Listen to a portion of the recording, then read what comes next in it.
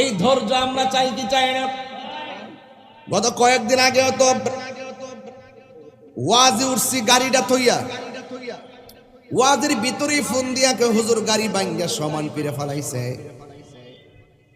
সামনের গ্লাস ভাঙ্গা সব শেষ করে ফেলাইছে। আমি প্রতিশোধ নেই নাই, ধৈর্য ধারণ করেছি। আপনারা জবান খুলে কন, সৎ পথে চললে শত বাধা আসবে, কথা কোন ঠিক কিনা? এই জন্য হকের পথ থেকে দূরে যাওয়া যাবে না, ধৈর্য হারা হওয়া যাবে না। আল্লাহ রাব্বুল আলামিন ইবাদত করার আগে, নামাজ পড়ার আগে ধৈর্যের কথা বলছেন। ইয়া আইয়ুহাল্লাযীনা আমানুস্তাঈনু বিস-সাবরি ওয়াস-সালাহ